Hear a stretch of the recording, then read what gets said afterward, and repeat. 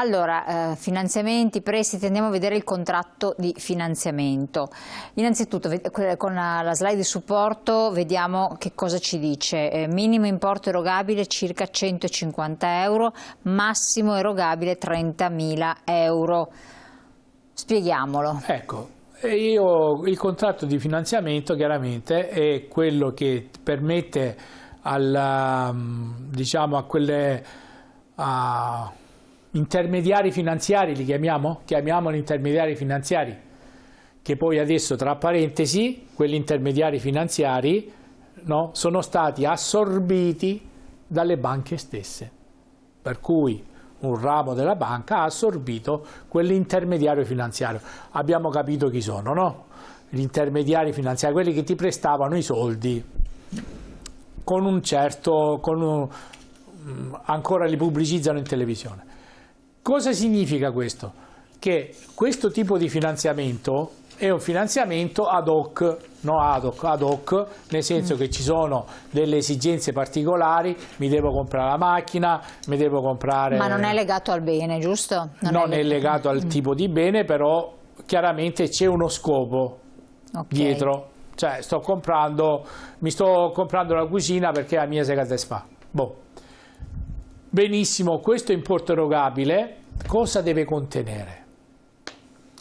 Il contratto, l'importo e la modalità del finanziamento, cioè quanto mi dai? Bene, mi dai 10.000 euro, in quante rate lo devo pagare? Quando devono scadere le rate, il primo, il 5 del mese, eccetera? Quanto è il tasso annuo effettivo globale? E qua mi ripeterò in 15 anni 100.000 volte. E poi dopo deve contenere un'assicurazione per eventuali accidenti. Non so, ci sono assicurazioni, ci sono intermediari finanziari che fanno assicurazioni anche sulla perdita del lavoro, come le banche quando fanno i mutui, dicono se perdi il lavoro ti pagano 9 mesi, succede qualche cosa o un incidente, uno non può più lavorare, eccetera. Ecco, dire anche che ci siano queste 4 cose nel contratto dà anche al consumatore l'idea di quelli che saranno i veri costi. Il tasso annuo effettivo globale. Ecco, andiamo sulla slide successiva in modo che ci spiega che cos'è quello praticamente, dopo. Spiega il TAN, eccolo qua, il TAEG. Il TAEG si chiama tasso annuo effettivo globale. Cos'è?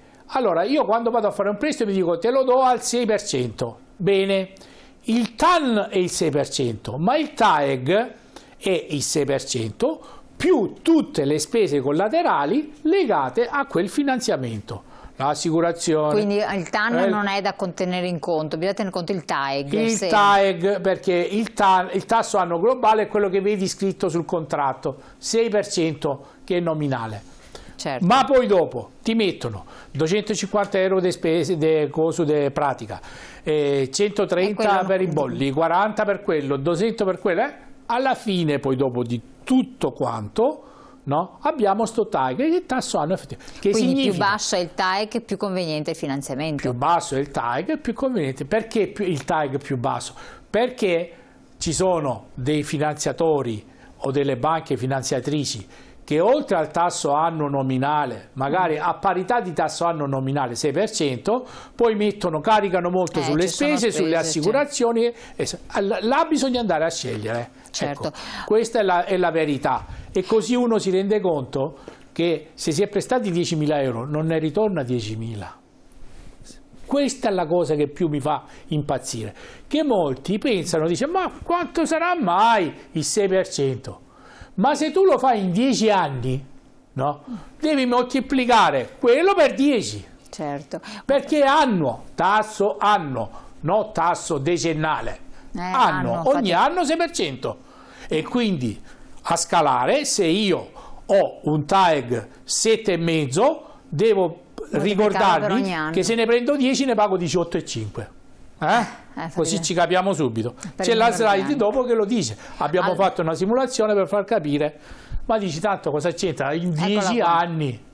Vabbè, paga in 10 anni la macchina. Spieghiamolo un attimo questa. Ecco, quando chiedete un prestito vedete, la finanziaria e il mediatore hanno le commissioni, ammontano fino al 40% del capitale. Ma ci rendiamo conto? Le commissioni, no, possono arrivare al 40% del capitale lordo finanziato. Quindi stiamo aumentando del 40%. La copertura assicurativa può arrivare fino al 20% dei soldi che ti ho dato. Quindi abbiamo fatto una simulazione 10 anni fa, questa ancora è una slide secondo me che ho mostrato altre volte. Prestano 10.000 con TAN al 5 e TAG al 17. Avete capito adesso la differenza fra cosa è il tasso questo che esce alla televisione, che ti do la macchina al 6%? Calmo, aspetta, mettimi anche le spese collaterali, perché se non me le metti, in questo caso noi abbiamo fatto qua una simulazione proprio al massimo, può arrivare anche al 40% la commissione, al 20% la copertura assicurativa e mi trovo un TAG del 17% da restituire in 10 anni. Quindi commissione, assicurazioni, tasse, la somma a restituire 19.800 su 10.000. Quindi cambiano leggermente i presupposti. Abbiamo già reso idea di quello che può essere sì la bellezza di poter comprare qualcosa che prima, se non avevi i contanti, no scusa, i contanti, non si deve parlare di contanti in questi casi. Se non avevi soldi, assolutamente. I soldi, se non avevi i soldi, se non avevi le possibilità, si faceva anche a meno di comprare il bene. Certo. Adesso si possono comprare i beni, però cari consumatori, attenzione sempre, guardate che tutti i progetti di finanziamento devono essere valutati in base alle vostre caratteristiche anche economiche. Perché c'è gente che prima fa il finanziamento e poi si ricorda che forse se ne fa 4 finanziamenti. Io ho visto gente che ne aveva anche 7 finanziamenti. No, mamma mia, bisogna fare i conti. Vediamo la slide successiva che così ci spiega un'altra con il diritto di ripensamento. Velocemente, la domanda è questa: vabbè, il consumatore ha il diritto di accedere al contratto di finanziamento entro 14 giorni dalla data di sottoscrizione. Ma questo non vale per i contratti conclusi fuori dai locali commerciali? Quello contratti fuori dai locali commerciali. Quindi era presupposto questo? L'ho messo come presupposto perché oggi non è più, Elena, come qualche anno fa, che tu dovevi recarti nei locali commerciali di questi finanziatori, diciamo, o comprese le banche o chiunque. Adesso anche online si accettano finanziamenti, giusto? Okay, quindi sì, quando tu lo fai online stai tranquillo che hai 14 giorni di tempo per poter debugare, cioè bloccare completamente anche il contratto, no? Che con cui tu ti sei affidato a quell'agenzia, perché ce ne sono tante adesso agenzie online che fanno anche questi tipi di...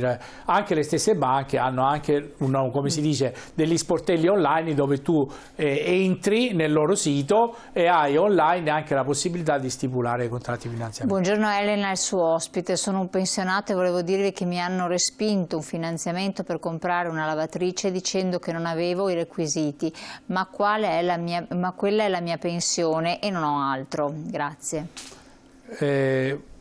All'amico pensionato, questo tipo di trattamento non è usato da tutti i finanziatori.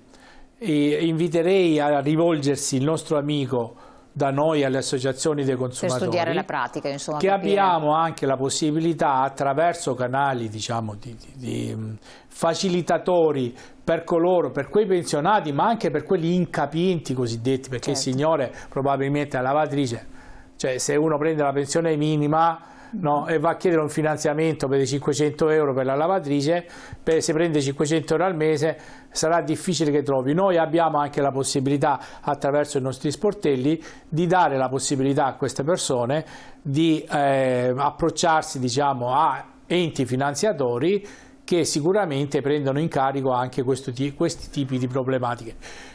il Signore fa parte di una lunga schiera, Elena, certo, per cui voglio anche come dire, dargli un atto di speranza, di fiducia, si rivolga ai nostri, poi noi lasciamo sempre i nostri indirizzi, le associazioni dei consumatori, certo. Si rivolga tranquillamente anche alle associazioni che sicuramente le possono dare anche un certo tipo di assistenza. Perfetto. Perché qua stiamo parlando di beni, non dico primari, ma insomma la lavatrice oggi è considerato un bene, poi per 2 persone anziane la lavatrice è un bene quasi primario. Presidente, noi siamo arrivati al termine, purtroppo io vorrei chiedere alla regia velocissima l'ultima slide, non possiamo neanche spiegarla perché non abbiamo il tempo a disposizione, parli di sistemi di informazioni creditizie, il cosiddetto CRIF, Centrale Rischi Istituti Finanziari. Ecco, sì, riassumo solo in una parola. Allora, per chiunque faccia un finanziamento, no, l'importante è che si metta l'anima in pace, che deve pagare nei termini.